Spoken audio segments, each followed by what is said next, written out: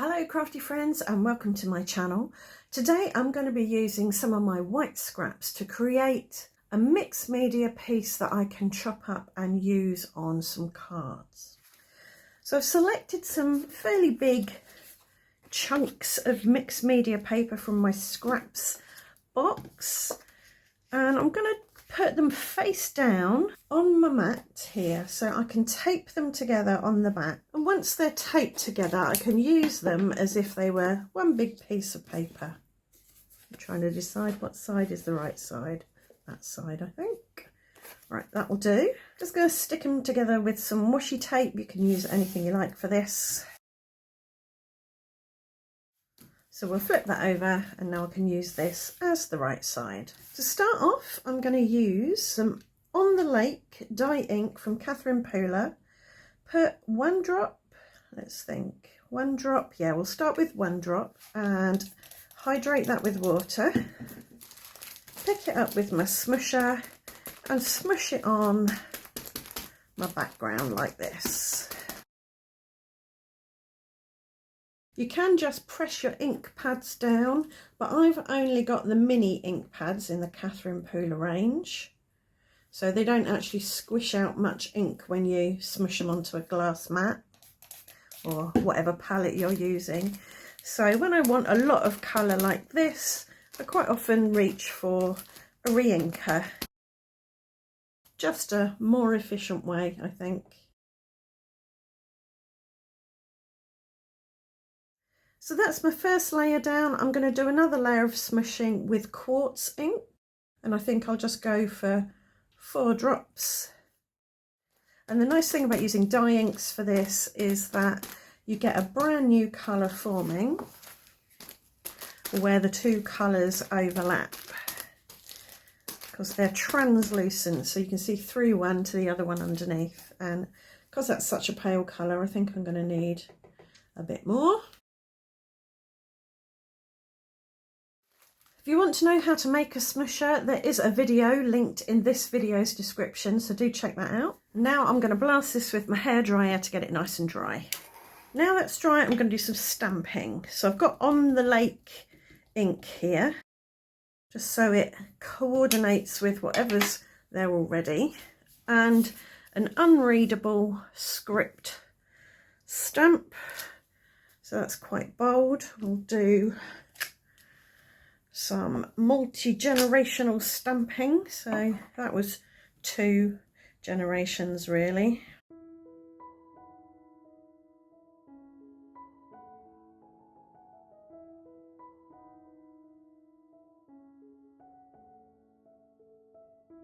So there we go, that's added a bit of visual texture. I want to do some spattering next, so I'll pop a little bit of the On the Lake there. I only need a little bit. And I've got some white shimmer spray here. This is DIY shimmer spray. So I can pick that shimmery On the Lake up and spatter it on. So we're going to get some shimmer and some nice defined blue spatters. And that'll help bring everything together. It'll connect all of the blue stamping and the background. I'm thinking this needs a little bit of pink stamping, so I've got this linen textured stamp and I'm going to use rose petals because the quartz probably won't show up because it's very light, but the rose petals is a more saturated or a darker, stronger form of the quartz, so it should tie in well and show up. So the idea with this is really just to build up something colourful and textural and interesting, and to enjoy the process, to use things that you enjoy using, colours, stamps, dyes, stencils, whatever really. And speaking of stenciling, I'm going to use this square stencil and some acrylic paint to add a bit of stenciling. So this is Deco Art Crafters Acrylic in teal blue, which I think is quite similar to the On the Lake. And I've got a sponge dauber here. Just load it up, but not too sopping wet, and add a sprinkling of square shapes.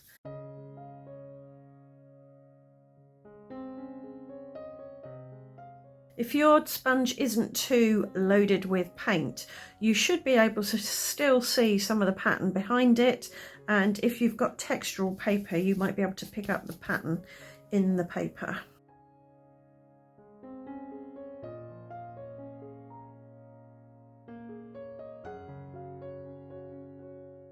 Next, I'm going to use this stencil which I made using this die, and I'm going to use white acrylic paint. This is Deco Art Crafters acrylic in white.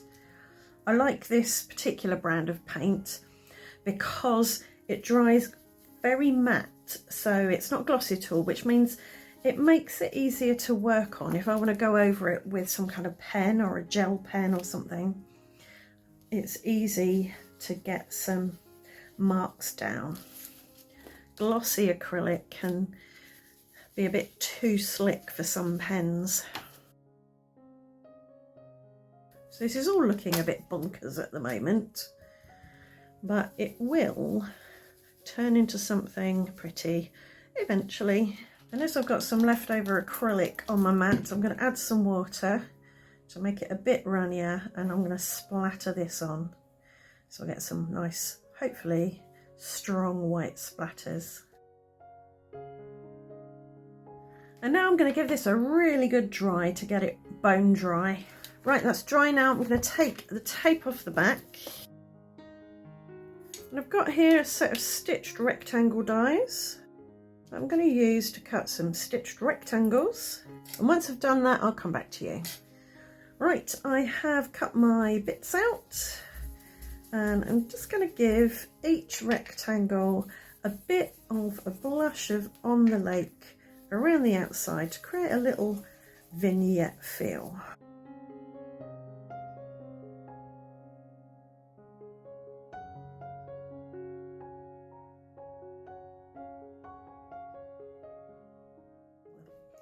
Okay, I'm back. I've inked around the edges of all my rectangles and popped them on some card blanks.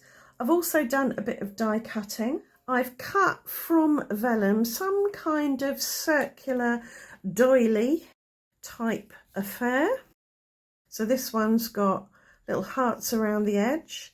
And then I've used some kind of foliage or flower and die cut from some lovely matte copper foil cardstock.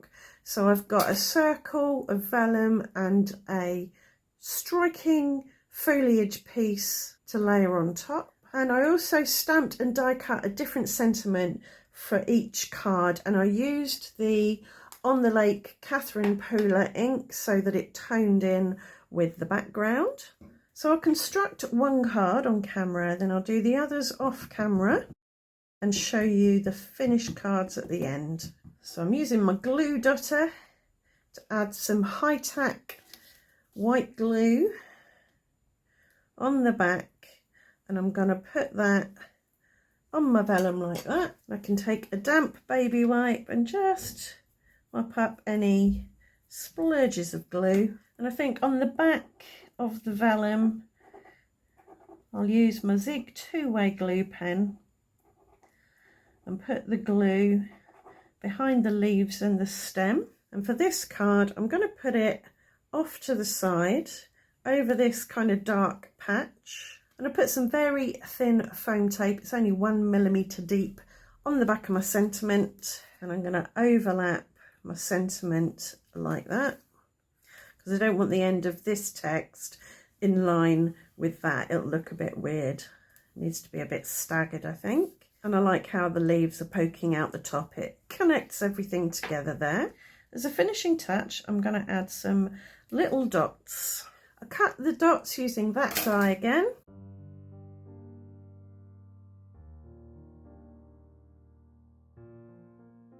And on this card I'm going to see what it looks like when I put some glossy accents on top of the copper dots.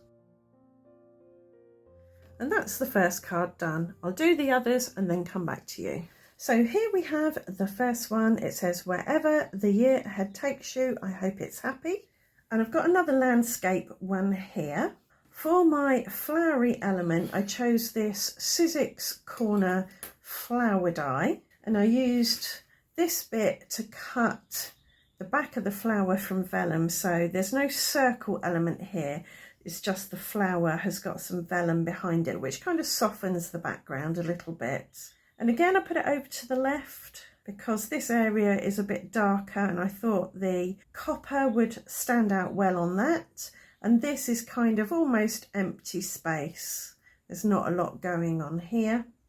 But I did put the sentiment up in this corner because there was a bit of text that was rather wonky, and I kind of wanted to cover that up, and I thought the sentiment would do that job. And I've just got some copper dots connecting the elements, the sentiment and the flower.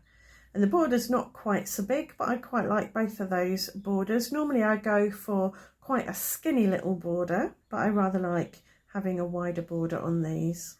These two cards are sort of mirror images to one another. I've got two stitched rectangle panels that are the same size, but I put one in the top left and one in the bottom right. And then I used these two, which are mirror images of each other, and popped them both on vellum doilies. And then I've chosen two different sentiment. The day is all yours, enjoy it. Sending my love on your special day. And these are getting a bit more clean and simple because you've got all this white space here. For this one, I took my two smallest rectangles and put them on the same card just to fill up a little bit of space, but we've still got lots of empty white space. And I used this die to cut my foliage and this doily die to cut my doily. And I added the dots to create this sort of sense of flow because there wasn't anything copper on this little rectangle.